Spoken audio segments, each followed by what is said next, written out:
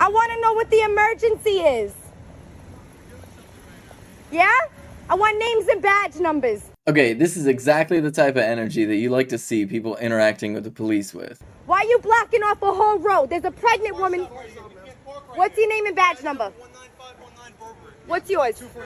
So this is legal to block a whole road? For what? So what is this?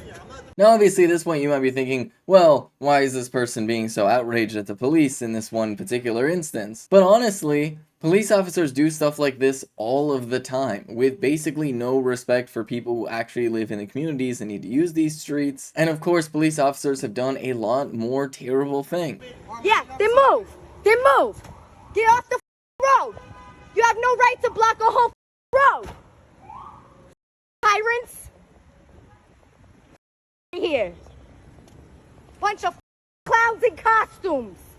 And this is the type of scrutiny that I think more people should have when it comes to police and the idea of policing more broadly. Because we should really ask ourselves, what in our community makes us feel accommodated and safe? What do we really need in order to feel like our needs are being met? Because I think most of us would agree that the police as they are today are simply not doing that. They're not doing the serving and the protecting. They're not really making people feel more safe and comfortable. They are taking situations and actively making them more dangerous for the most part. They're responding to things with guns that really don't need a gun for a response. And when you take all of this within the context of the amount of brutality that police officers have been found committing against random people, it seems pretty clear and understandable why people would be very frustrated. When you look at the hard numbers, most of what police officers respond to is not crime or violent crime. And that should really beg the question of, what are police officers really doing as an institution? And the real outcome is that if you look at the primary impact that police really have in society,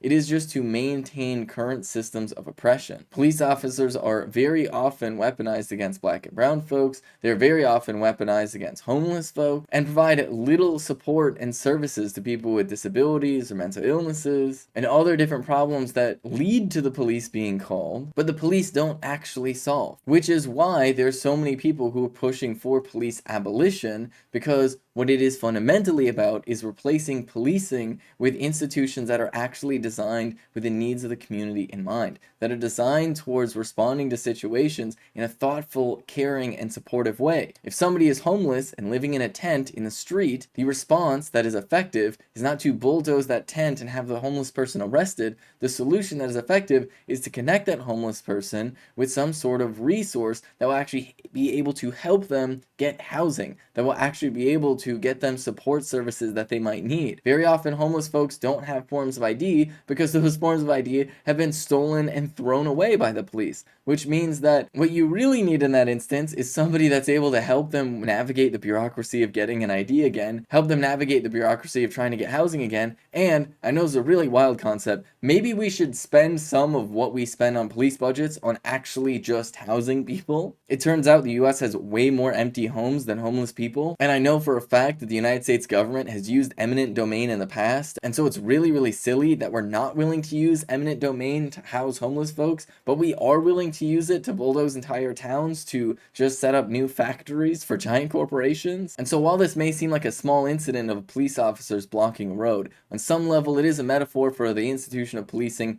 more broadly across the country, where the feelings of powerful individuals are put far above the actual needs of people in the community, who those powerful people are supposedly supposed to be protecting.